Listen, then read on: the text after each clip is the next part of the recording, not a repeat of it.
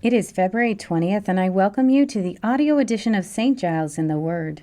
Today we will continue reading the Gospel of Matthew in its 20th chapter and begin our journey through the book of Daniel with chapter 1 from the New International Translation. Let's begin today in the New Testament.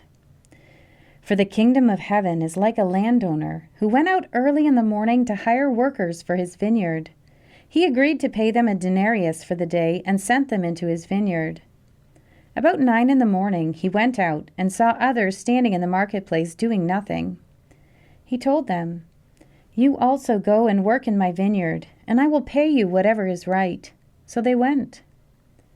He went out again about noon, and about 3 in the afternoon, and did the same thing. About 5 in the afternoon he went out and found still others standing around. He asked them, "Why have you been standing here all day long doing nothing?" "Because no one has hired us," they answered.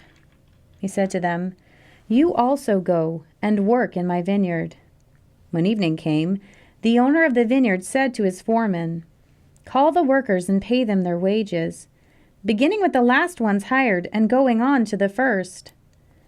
The workers who were hired about 5 in the afternoon came and each received a denarius. So when those came who were hired first, they expected to receive more, but each one of them also received a denarius.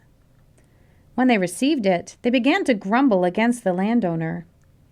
"Those who were hired last only worked 1 hour," they said, "and you have made them equal to us who have borne the burden of the work and the heat of the day." But he answered one of them, "I am not being unfair to you, friend. Didn't you agree to work for a denarius? Take your pay and go.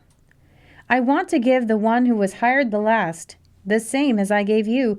Don't I have the right to do what I want with my own money? Or are you envious because I am generous?" So the last will be first, and the first will be last. Now Jesus was going up to Jerusalem. On the way he took the 12 aside and said to them, "We are going up to Jerusalem, and the Son of Man will be delivered over to the chief priests and the teachers of the law. They will condemn him to death and will hand him over to the Gentiles to be mocked and flogged and crucified. On the 3rd day he will be raised to life."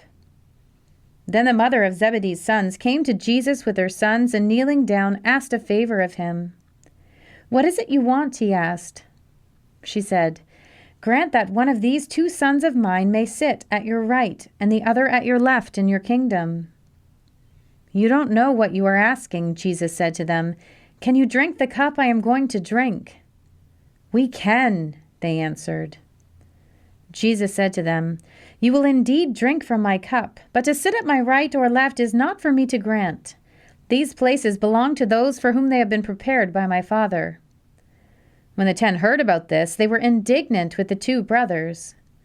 Jesus called them together and said, "You know that the rulers of the Gentiles lord it over them, and their high officials exercise authority over them. Not so with you. Instead, whoever wants to become great among you must be your servant, and whoever wants to be first must be your slave. Just as the Son of Man did not come to be served, but to serve, and to give his life as a ransom for many." As Jesus and his disciples were leaving Jericho, a large crowd followed him. 2 blind men were sitting by the roadside, and when they heard that Jesus was going by, they shouted, "Lord, Son of David, have mercy on us." The crowd rebuked them and told them to be quiet, but they shouted all the louder, "Lord, Son of David, have mercy on us." Jesus stopped and called them. "What do you want me to do for you?" he asked. "Lord," they answered, "we want our sight." Jesus had compassion on them and touched their eyes. Immediately they received their sight and followed him. We now turn to the book of Daniel. In the 3rd year of the reign of Jehoiakim, king of Judah, Nebuchadnezzar, king of Babylon, came to Jerusalem and besieged it. And the Lord delivered Jehoiakim, king of Judah, into his hand, along with some of the articles from the temple of God. These he carried off to the temple of his God in Babylonia, and put in the treasure house of his God. Then the king ordered Ashpenaz, chief of his court officials, to bring into the king's service some of the Israelites from the royal family and the nobility, young men without any physical defect, handsome, showing aptitude for every kind of learning, well-informed, quick to understand, and qualified to serve in the king's palace. He was to teach them the language and literature of the Babylonians. The king assigned them a daily amount of food and wine from the king's table.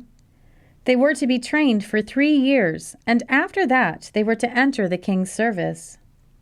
Among those who were chosen were some from Judah: Daniel, Hananiah, Mishael, and Azariah. The chief official gave them new names. To Daniel, the name Belteshazzar; to Hananiah, Shadrach; to Mishael, Meshach; and to Azariah, Abednego. But Daniel resolved not to defile himself with the royal food and wine, and he asked the chief official for permission not to defile himself this way. Now God had caused the official to show favor and compassion to Daniel. But the official told Daniel, "I am afraid of my lord the king, who has assigned your food and drink. Why should he see you looking worse than the other young men your age? The king would then have my head because of you." Daniel then said to the guard whom the chief official had appointed over Daniel, Hananiah, Mishael, and Azariah, "Please, test your servants for 10 days. Give us nothing but vegetables to eat and water to drink. Then compare our appearance with that of the young men who eat the royal food, and treat your servant in accordance with what you see." So he agreed to this and tested them for 10 days. At the end of the 10 days, they looked healthier and better nourished than any of the young men who ate the royal food. So the guard took away their choice food and the wine they were to drink and gave them vegetables instead. To these 4 young men, God gave knowledge and understanding of all kinds of literature and learning. And Daniel could understand visions and dreams of all kinds. At the end of the time set by the king to bring them into his service, the chief official presented them to Nebuchadnezzar. The king talked with them, and he found none equal to Daniel, Hananiah, Mishael, and Azariah. So they entered the king's service. In every matter of wisdom and understanding about which the king questioned them, he found them 10 times better than all the magicians and enchanters in his whole kingdom. And Daniel remained there until the 1st year of King Cyrus. Here ends our reading for today.